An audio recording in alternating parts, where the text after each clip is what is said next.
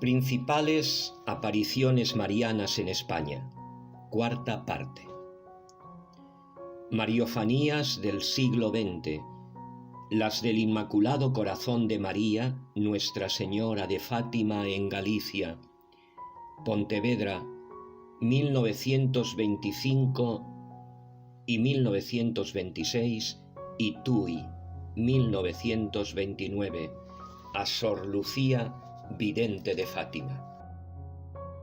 Sor Lucía de Fátima, a quien Nuestra Señora se apareció en 1917 en Cova de Iria, Fátima, Portugal, recibió también apariciones de la Virgen María y del Niño Jesús en España, Galicia, donde vivió más de 20 años, desde 1925 a 1946. Lucía entró en 1921 en el Colegio de las Hermanas Doroteas en la localidad de Vilar, cerca de Oporto. Cuando tenía 18 años, la enviaron a Galicia. Ingresó en el noviciado que la congregación tenía en Pontevedra y aquí se la conocía como Sor Dolores. En 1928 la trasladaron al convento de Tui hasta que en 1946 regresó a Portugal y 2 años después entró en el Carmelo de Santa Teresa de Coimbra, donde profesó como carmelita descalza en 1949 y donde murió en el año 2005 a los 97 años. En el año 2008, el cardenal José Saraiva inició su causa de beatificación. De esta suerte, durante 21 años, la única persona que conocía los secretos de Fátima se refugió en Galicia bajo un nombre falso y lejos del revuelo causado por las apariciones de 1917. No vamos a referirnos al célebre secreto de Fátima, esto es, a la dimensión profética del mensaje que la Santísima Virgen reveló a los pastorcitos el 13 de julio de 1917, sino a su esfera mística, es decir, a la que hace referencia a nuestra relación íntima con Dios. El mensaje de Fátima está formado por un conjunto de elementos que principalmente forman parte de 12 apariciones sobrenaturales, 9 de ellas a los 3 pastorcitos de Aljustrel en Portugal, Santa Jacinta y San Francisco Marto y su prima Lucía dos Santos, y las 3 últimas las que recibió Lucía durante sus primeros años en España, objeto de nuestro estudio.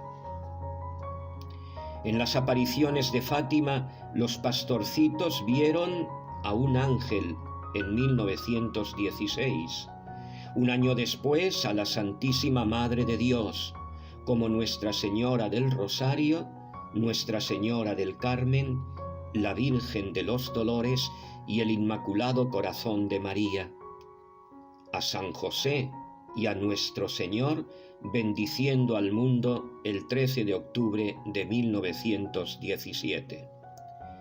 En Pontevedra, 1925 y 1926, y Tui, 1929, Sor Lucía vio al Niño Jesús, a la Santísima Virgen y una asombrosa teofanía trinitaria. En todas recibieron revelaciones y mensajes. En este sentido, el mensaje de Fátima es un llamado apremiante a la conversión personal, a arrepentirnos de nuestros pecados y a enmendar nuestras vidas, a no ofender más a Dios, a la oración, especialmente al rezo diario del Santo Rosario, a los sacrificios personales ofrecidos por amor a Jesús, por la conversión de los pobres pecadores y en reparación de los pecados cometidos contra el Inmaculado Corazón de María. A la comunión reparadora de los primeros sábados durante 5 meses consecutivos. A la consagración de Rusia al Corazón Inmaculado de María. Y, sobre todo, a la penitencia, que es a la vez don y virtud. El Catecismo la define en el número 1431 como una reorientación radical de toda la vida, un retorno, una conversión a Dios con todo nuestro corazón, una ruptura con el pecado, una aversión del mal, con repugnancia hacia las malas acciones que hemos cometido. Al mismo tiempo, comprende el deseo y la resolución de cambiar de vida con la esperanza de la misericordia divina y la confianza en la ayuda de su gracia. La penitencia fructifica en obras externas, poniendo en juego a la persona entera, cuerpo y alma. Sus formas principales son el ayuno, la oración y la limosna. Nuestra Señora de Fátima nos recuerda la gravedad del pecado y sus consecuencias tanto para la vida temporal como la eterna, el castigo del infierno para los pecadores impenitentes y el castigo para el mundo por ofender a Dios. El mensaje mariano en Fátima confirma de este modo la teología de la Iglesia Católica en relación con los novísimos o realidades últimas, la escatología, purgatorio, cielo, infierno. Centraremos nuestra atención principalmente en las apariciones que recibió Sor Lucía en sus primeros años de vida religiosa en España y que, como hemos dicho, forman parte del mensaje de Fátima. En Cova di Iria, Fátima, Nuestra Señora del Rosario, reveló a los pequeños, el 13 de junio de 1917, que Jesús quiere establecer en el mundo la devoción a mi Inmaculado Corazón. A quien la abrace, le prometo la salvación. Y serán amadas de Dios estas almas, como flores puestas por mí para adornar su trono. Las palabras dichas por la Virgen fueron repetidas al mes siguiente en el contexto del gran mensaje que contenía el secreto. En esa oportunidad no dice Jesús, sino Dios. Es pues la Santísima Trinidad quien desea que se establezca en nosotros y en el mundo entero, en estos últimos tiempos, la devoción al Corazón Inmaculado de María. De esta suerte podemos estar seguros que esta singular devoción mariana viene directamente del cielo. Es voluntad expresa de Dios, emanada de su infinita misericordia, quizá como última tabla de salvación para la humanidad. En sus memorias, Sor Lucía escribe que en la palma de la mano derecha de Nuestra Señora había un corazón rodeado de espinas que lo traspasaba. Entendimos que este era el Inmaculado Corazón de María, ultrajado por los pecados de la humanidad y buscando reparación. Tras mostrarles la visión del infierno, les dijo: ¿Visteis el infierno, a donde van las almas de los pobres pecadores? Para salvarlas, Dios quiere establecer en el mundo la devoción a mi Inmaculado Corazón. Si hacen lo que yo os diga, se salvarán muchas almas y tendrán paz. La guerra terminará, pero si no dejan de ofender a Dios, en el reinado de Pío XI comenzará otra peor. Y prometió: vendré a pedir la consagración de Rusia a mi Inmaculado Corazón y la comunión reparadora de los primeros sábados. Si atienden mis deseos, Rusia se convertirá y habrá paz. Si no, esparcirá sus errores por el mundo, promoviendo guerras y persecuciones de la Iglesia. Los buenos serán martirizados. El Santo Padre tendrá que sufrir mucho. Varias naciones serán aniquiladas. Al final, mi Inmaculado Corazón triunfará.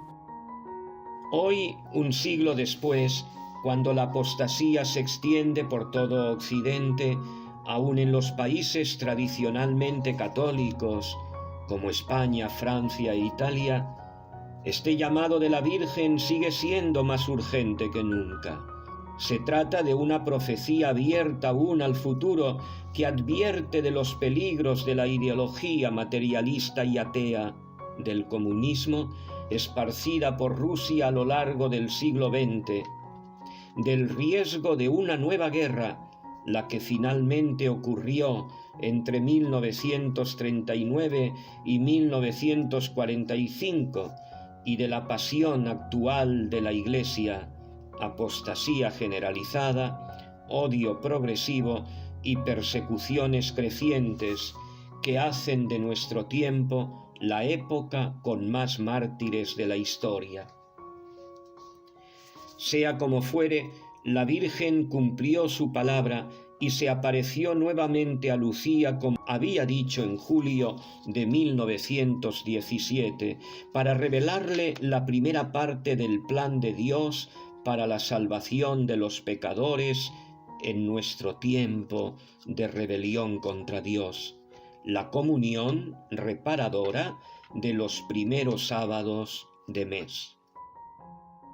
De esta suerte, 8 años después, cuando ya Jacinta y Francisco habían muerto a consecuencia de la pandemia conocida como gripe española, y ella era postulante en el convento que las hermanas Doroteas tienen en Pontevedra, Nuestra Señora se apareció junto al niño Jesús, mostrándole al mismo tiempo un corazón que tenía en la mano cercado de espinas, su corazón doloroso e inmaculado.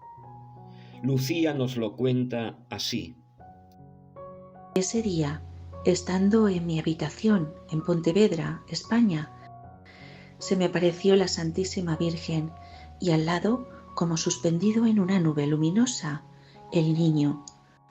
La Santísima Virgen me ponía la mano sobre mi hombro derecho y al mismo tiempo me mostraba un corazón cercado de espinas que tenía en la mano. En primer lugar, habló el niño. Tengo pasión del corazón de tu Santísima Madre, que está cubierto de espinas que los hombres ingratos continuamente le clavan, sin haber quien haga un acto de reparación para arrancárselas. Y enseguida dijo la Santísima Virgen: Mira, hija mía, mi corazón cercado de espinas, que los hombres ingratos me clavan continuamente con blasfemias e ingratitudes. Tú al menos procura consolarme y di que todos aquellos que durante 5 meses seguidos, en el primer sábado, se confiesen, reciban la Santa Comunión, recen la tercera parte del Santo Rosario y me hagan 15 minutos de compañía meditando en los 15 misterios del Rosario, con el fin de desagraviarme. Yo prometo asistirlos en la hora de la muerte, con todas las gracias necesarias para su salvación. 10 de diciembre de 1925. Sor Lucía contó la aparición a su superiora, a su nuevo confesor y también a su antiguo confesor en Portugal. Todos le aconsejaron prudencia y esperar a ver si las apariciones se repetían. Lo principal de la primera aparición en Pontevedra es quizá la promesa incomparable hecha por Nuestra Señora a todos aquellos que hagan la devoción reparadora de los 5 primeros sábados bajo las condiciones requeridas. Yo prometo asistirles en la hora de la muerte con todas las gracias necesarias para la salvación de las almas. Esto nos indica el gran poder de intercesión, de mediación, que Dios ha otorgado a la Santísima Virgen para la salvación de las almas. 2 meses después, el 15 de febrero de 1926, Sor Lucía, yendo a arrojar un cubo de basura fuera de la propiedad, encuentra a un niño y le pregunta si sabía el Ave María. Después de rezar con él, le pregunta si sabe cuál es la iglesia de Santa María. Le responde que sí. Entonces le dice que vaya allí todos los días y que diga así: Oh, Madre mía del cielo, dadme vuestro niño Jesús. Después, volviéndola a encontrar, le pregunta: ¿Has pedido el niño Jesús a la Madre del cielo?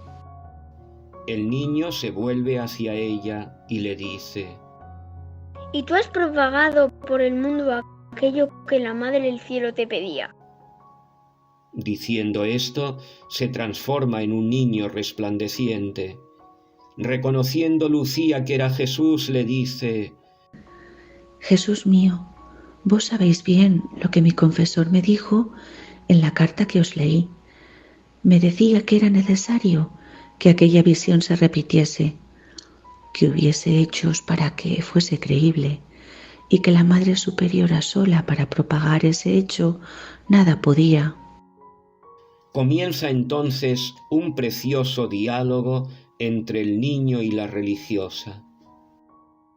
Es verdad que la Madre Superiora sola nada puede, pero con mi gracia lo puede todo. Y basta que tu confesor te dé licencia y que tu superiora lo diga, para que sea creído, aún sin saberse a quién fue revelado. Pero mi confesor decía en la carta que esta devoción no hacía falta en el mundo, porque ya había muchas almas que os recibían en los primeros sábados en honra de Nuestra Señora y de los 15 misterios del Rosario. Es cierto, hija mía, que muchas almas los comienzan, pero que pocas los acaban, y que las que los terminan es con el fin de recibir las gracias que a eso están prometidas, pero me agradan más los que hacen los primeros sábados con fervor, aquellas que hagan los 15 tibios e indiferentes. Entonces Sor Lucía presenta a Jesús las dificultades que tenían algunas almas de confesarse en sábado y le pide que fuese válida la confesión de 8 días.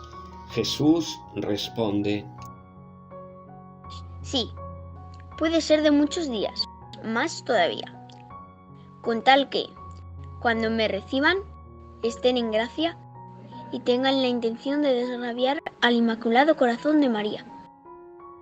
Jesús mío, ¿y las que olviden tener esta intención?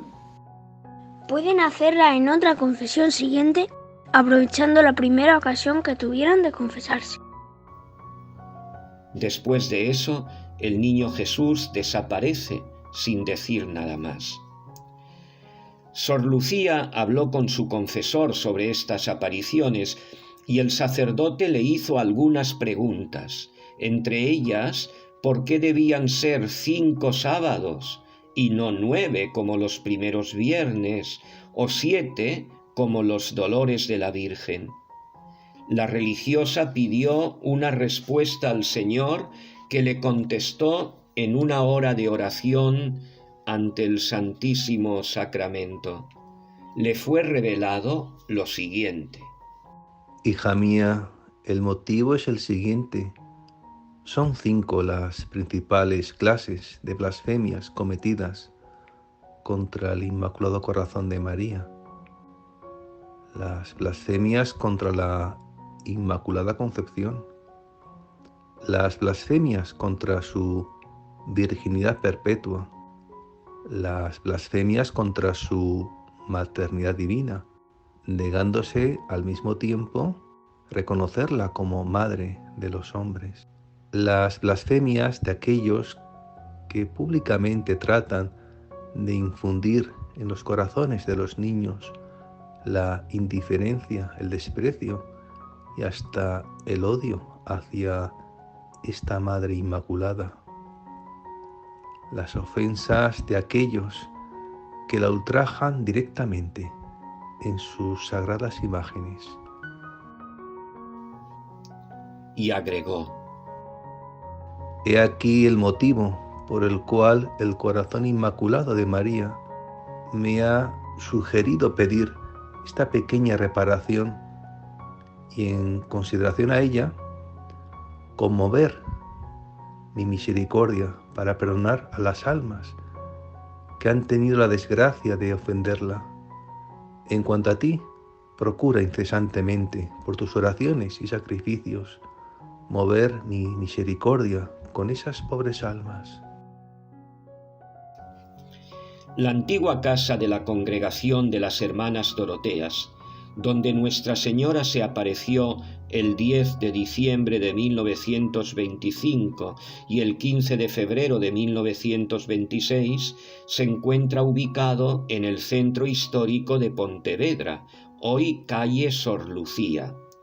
La casa se llama ahora Casa del Inmaculado Corazón de María o Santuario de las Apariciones, y en la actualidad es propiedad de la entidad del Apostolado Mundial de Fátima. En los últimos años recibió más de 12 millones de visitas, cerca de 200.000 al mes, sobre todo de Portugal. En 1926, la hermana Lucía dejó el convento en Pontevedra para entrar en el noviciado de las Doroteas en Tui, una ciudad española cercana a Pontevedra. Ella tomó el hábito el 26 de octubre de 1926 y pronunció sus primeros votos el 3 de octubre de 1928. El 13 de junio de 1929 acontece la última Mariofanía. Ahora la Virgen se aparece con su corazón inmaculado entre las manos y le recuerda de nuevo la importancia de reparar su inmaculado corazón a través de los 5 primeros sábados. La revelación de Tui corona el ciclo de las apariciones y mensajes de Fátima con una teofanía espectacular, el llamado icono de la Trinidad Redentora. Sor Lucía tiene una visión en la que se le revela la Santísima Trinidad junto a Nuestra Señora de Fátima, que aparece con su corazón inmaculado, sin espada ni rosas, sino con una corona de espinas y llamas. Dejemos que sea Sor Lucía quien nos narre la visión. Estando una noche sola, me arrodillé entre la balaustrada, en medio de la capilla, postrada para rezar las oraciones del ángel. Sintiéndome cansada, me incorporé y continué rezando con los brazos en cruz. La única luz era la de la lámpara.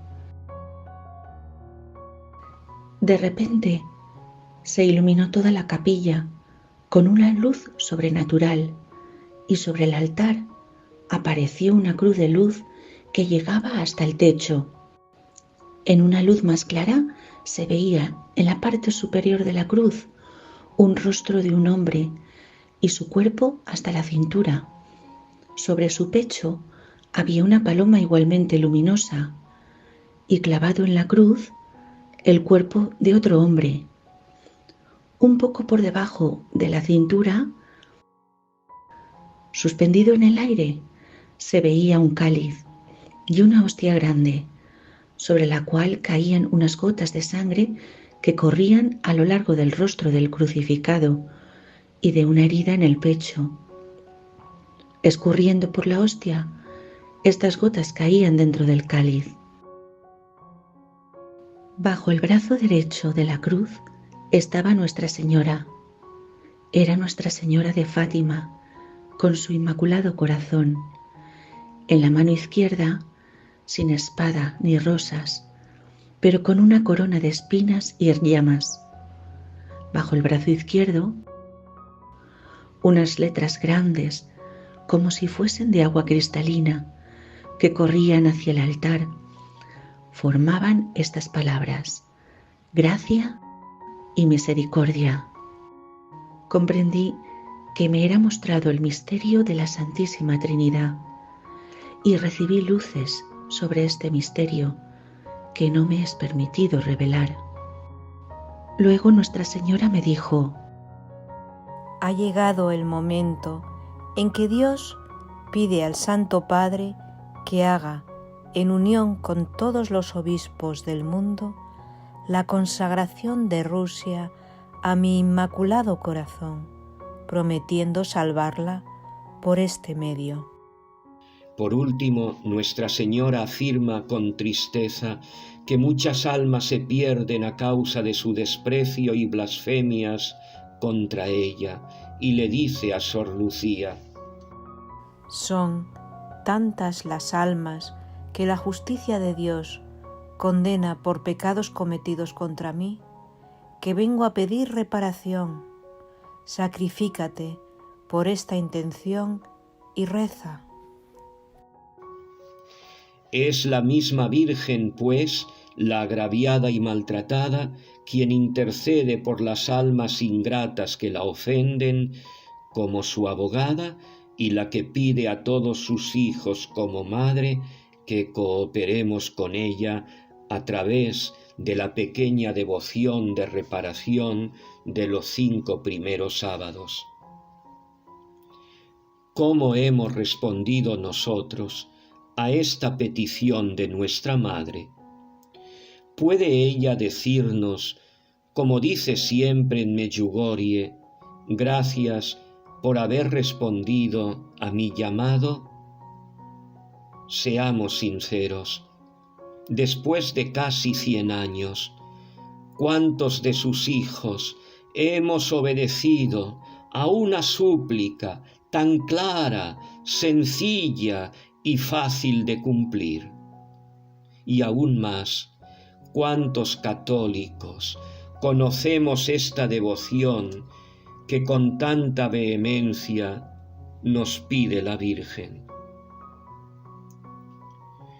La Virgen María vino a Portugal, Fátima, y a España, Pontevedra y Tui, para recordar a un mundo que caminaba hacia la apostasía la gravedad del pecado y sus consecuencias, el castigo del infierno para los pecadores impenitentes y el castigo para el mundo por ofender a Dios. Sea como fuere, lo específico de estas apariciones de España, aun formando parte del mensaje de Fátima, podemos resumirlo en los siguientes llamados: la devoción al corazón inmaculado de María, Madre de Dios y Madre nuestra; el llamado a tener compasión de su corazón doloroso e inmaculado, a consolarla y reparar las blasfemias, indiferencias e ingratitudes con que la tratan los pecadores; el llamado a practicar la devoción de reparación y desagravio de los 5 primeros sábados seguidos de mes, con las prácticas sugeridas por la misma Virgen. Practicando esta devoción, nosotros participamos en el misterio de la comunión de los santos. Hace depender la salvación de los pecadores de nuestra propia generosidad, porque la Santísima Virgen María, constituida por su Hijo como mediadora de todas las gracias, no desea actuar sola. Como tantas veces ha dicho en Medjugorje, no puede triunfar sola. Necesita nuestra colaboración, que respondamos a su llamada, que cumplamos y vivamos sus mensajes. La petición al Santo Padre, en unión con todos los obispos del mundo, de consagrar Rusia a su Inmaculado Corazón, prometiendo salvarla por este medio. Este último llamado de Tuy se dirige, pues, no a todos los fieles como los anteriores, sino a la más alta jerarquía de la Iglesia, el Papa y los obispos. De otra suerte, estos llamados forman parte también de la dimensión profética del mensaje de Fátima, que contiene principalmente las advertencias amorosas de la Santísima Virgen María. En efecto, lo que ella anunció en Cova de Iría: vendré a pedir la consagración de Rusia a mi Inmaculado Corazón y la comunión reparadora de los primeros sábados. El 13 de julio de 1917 lo pidió luego explícitamente, como hemos visto, en España, en Pontevedra y Tuy, como absolutamente necesario, imperativo. En Fátima nos advirtió con amorosa solicitud que si su llamado no fuese atendido, la devoción a su corazón inmaculado, la comunión reparadora de los primeros sábados y la consagración de Rusia a su inmaculado corazón, se desataría la Segunda Guerra Mundial y que el comunismo, Rusia, expandiría sus errores por todo el mundo, provocando guerras y persecuciones a la Iglesia. Si atienden mis deseos, Rusia se convertirá y habrá paz. Si no, esparcirá sus errores por el mundo, promoviendo guerras y persecuciones de la Iglesia. Los buenos serán martirizados. El Santo Padre tendrá que sufrir mucho. Varias naciones serán aniquiladas. Muchas de estas advertencias se han cumplido ya. A este respecto, el Papa Benedicto XVI, el 13 de mayo de 2010, durante su peregrinación a Fátima, confirmó: el mensaje profético de Fátima es sobre el presente y las realidades futuras de la Iglesia que están desarrollándose y revelándose poco a poco. Y concluyó: se engañaría a sí mismo el que piense que la misión profética de Fátima está concluida. En conclusión, este mensaje de Fátima, que se completó en las apariciones de España en Pontevedra y Tuy, no es sólo una invitación a la conversión, a la oración, al sacrificio, a la reparación y la penitencia, a la devoción al Inmaculado Corazón de María y a la práctica de los 5 primeros sábados. Parte mística. Ni unas advertencias de posibles tribulaciones, guerras y persecuciones a la Iglesia condicionadas a nuestra respuesta y conversión. Parte profética, principalmente el secreto del 13 de julio de 1917, sino también una invitación a la esperanza, recordándonos la continua presencia de Dios y de su Santísima Madre en medio de nosotros, aún en las horas más trágicas de la historia, en la que al final mi corazón inmaculado triunfará.